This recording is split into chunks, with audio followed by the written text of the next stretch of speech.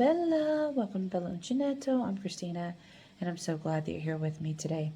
If you're new, welcome in. If you're returning, welcome back. No matter how long you've been here, I always appreciate your time. Little different setup. I was going to record, and I was trying to adjust my little arm for my phone, and it broke. So I've been having issue after issue after issue. Still can't get my camera that I got as a gift to work because I can't get the batteries to charge. The camera on my computer is not super great. I have a webcam with a ring light on it, but when I try to record with that, the sound is terrible. So it seems like right now using my phone is the best option, but this is not the same view that you normally have because you're on my side table and not in front of me. So sorry for that. But you were here for another Life Lately video.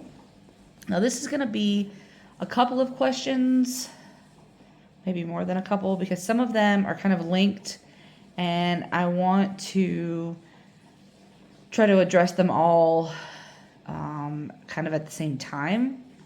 So the first one, which is an easy one, is from Frozen Stone.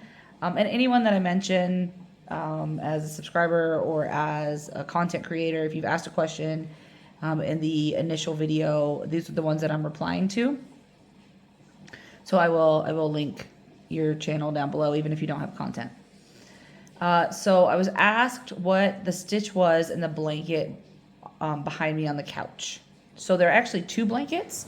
So I'll show you this one, the top one that you see, the multicolored one, is a basically a stitch sampler. Various stitches with Lether Co yarn. It's the Under the Sea collection. So each month I was sent a colorway, and each month it was a different stitch to put into the blanket. This one underneath is a C to C with the Karen, the big giant cakes. This is the chocolate fountain. So it's just a C to C with the chocolate fountain, and I have them both on my couch. So that was an easy one to answer. So I thought that I would throw that one in here.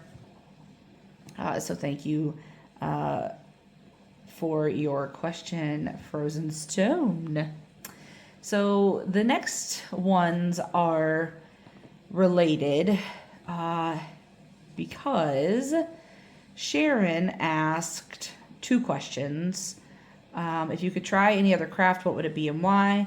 And when you were growing up, what job did you dream about doing? And then Faith asked, what brought you to teaching? So the first one that Sharon asked is not related, but the thing about my job, dream job, and then what brought me to teaching, those are related. It's not the same answer, but they're related. So with the other craft, I mean, I don't know if putting puzzles together is a craft. I like puzzles. I like putting them together. I've been doing a lot of coloring and some painting, mainly because my daughter loves to do those things and to spend time with her. We do that together. That's really, at some point, maybe knitting, because I always say I don't know how to knit yet, but I also say that I'm not even going to try until after my daughter is out of the house, because to learn something like that at this point in my life requires a lot of patience and a lot of time. I don't have that right now. So I'll learn to knit eventually. So there's a couple of answers. I don't know if that helps. And then the other part of her question, just as a reminder, was when you were growing up, what job did you dream about doing? So growing up, I always wanted to be a doctor. And people may say, well, Christina, you are a doctor. True, technically. But this is all a big connection story. So growing up, I wanted to be a doctor, specifically a pediatric oncologist.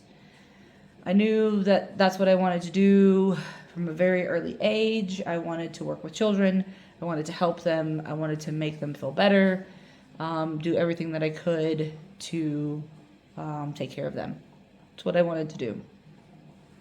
So I went to college, and I was a double major in biology and English with a minor in Spanish. And I was on the pre-med track. And then I got pregnant. I got pregnant with my son. And I had to make a hard decision. And this leads me to Faith's question. What brought you to teaching? I wrestled with the fact that, one, I was pregnant in college. I never wanted to have kids. It wasn't ever anything that I dreamed about growing up. I never dreamed about marriage. I never dreamed about children. I never dreamed about that kind of goal for myself. Not to say that, it wasn't, I never thought that it was possible. It just wasn't something that I thought of. It wasn't something that I was brought up to think, well, this is what you need to have in order to have a happy life. So, when I got pregnant, because definitely like, what?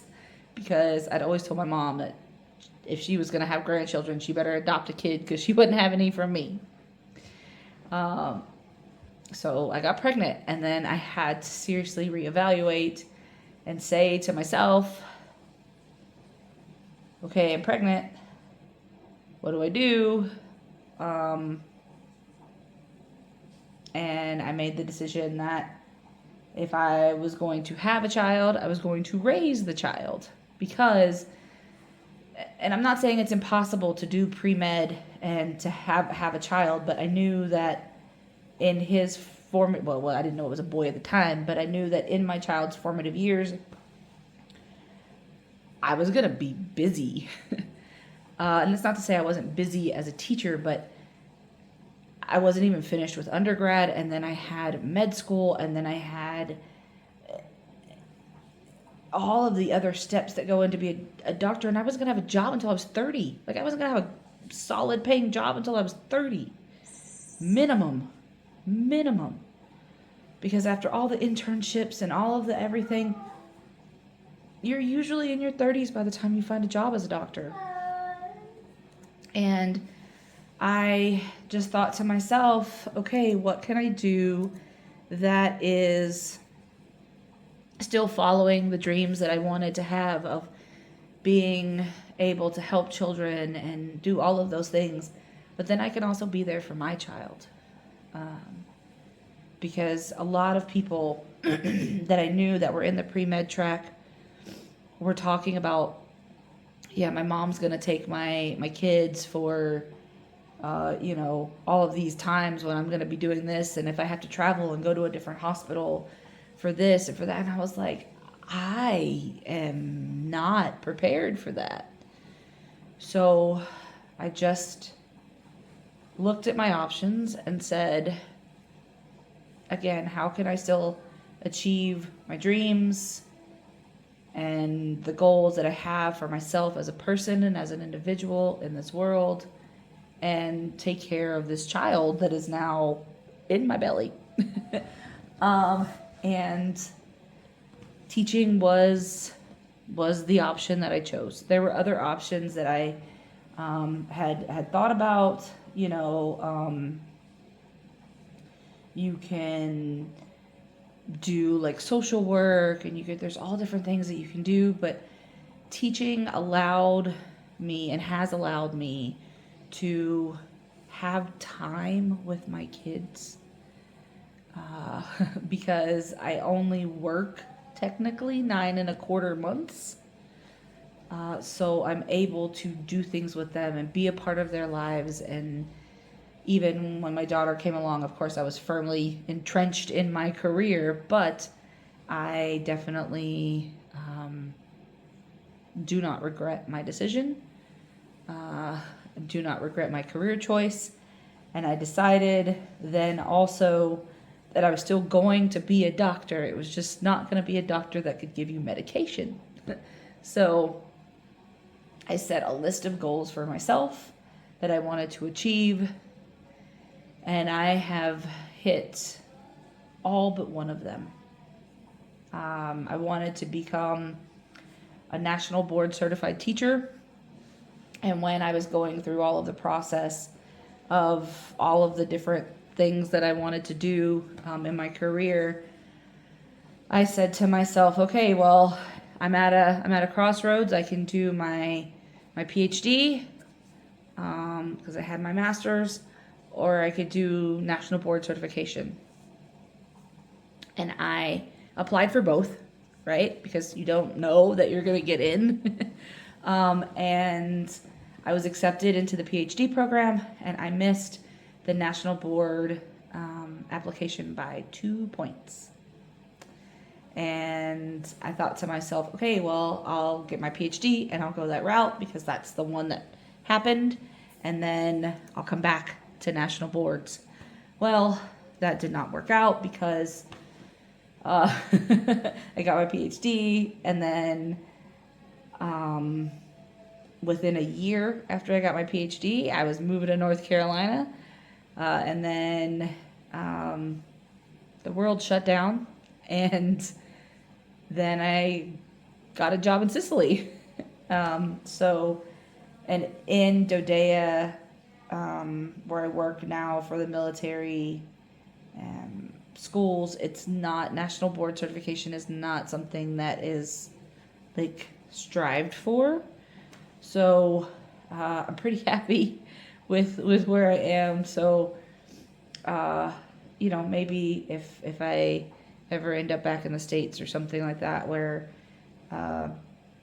national board certification is significant for the state that I'm in, then maybe that'll be an option. But right now, it's not something that I need to pursue, and I'm okay with being done with like classes towards a degree for a while. I do have to take credit hours towards my licensure, right? There's always things that I have to do and learn and grow professionally, and that's part of my job, which is great. But I don't have to work towards a specific degree goal. So that's really, really nice. So yeah, that was a really long answer about what brought me to teaching. So let's see if there are any other, well, there are other questions on here, but I don't know if there are other things that I can answer. So that's not a question. That's not a question. So what I'm doing is I'm going back to the prelude video where I said, if you have any questions, please ask me. Okay, and everybody put some questions there. I have done one other video in this series where I answered a set of questions from one person. And then this is, of course, the third video in the series with the second question answering video. And as I said in the first response video, if there's something that you want to ask, you can ask it in this description box, in this comment section. You don't have to go back to the original video. I mean, it'd be nice if you did. But you don't have to. You can ask in this comment section, but I'm going to answer all of the ones in the first video and then go back, and if there's any in the second video, and then in this video, and so forth and so on. So if you ask a question in this comment section, it may be a minute or so before I get to you. Okay, so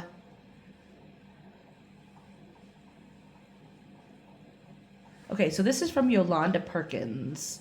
She says, what is or was your favorite camera before we all started using our phones as cameras? Mine was my Kodac Advantix that could take 3 picture sizes, but the battery died when the film was winding. The film is stuck now, and I need to find a camera person to fix it. And my grandma's Polaroid, and that film is scarce and expensive when you do find it. Yeah, so I had a Kodac camera for a while, the Kodac Advantix, where you put the little canister of film in, and then you would take it to like Walgreens or CVS or Walmart or whatever, when they had the place where you could get your pictures developed. My grandfather, though, had a really awesome camera. He had a Nikon camera. Hi, Nero. Say hello.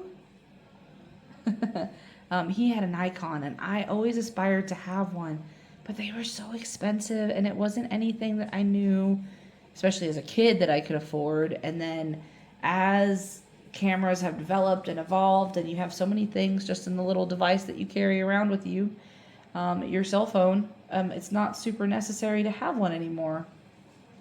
So I did have a camcorder for a while, so I could take pictures with that and also video. And when I went to visit my grandfather when my son was little, I took my camcorder with me. Then it got stolen. It got returned eventually, but it got stolen. So some of the videos and things that I had from that were lost. But I don't necessarily have a favorite. I just love being able to have the memories, which is why I love taking pictures so much, because I'm not going to remember everything. I'm just not. I have a really good memory, but when it comes to images and things, those will fade over time. And so if I have something that I can look through, even if it's just scrolling through the pictures on my phone, right, I can do that as well. Okay, let's see. I think, because I still have 1, 2, 3 other people's questions to answer. So I think that I will leave those questions for another video. And I will just leave this one and call it done. So please remember that if there are questions that you have about yarn, about crochet, about me, about my cat back there, anything that you can think of, you're welcome to ask in the comment sections below. If it's not something that I am able to or willing to answer, I will say so. But I will let you know that in a video. So with that, I hope that you are well and safe. And as always, be the change you wish to see in the world, everyone. Ciao bella!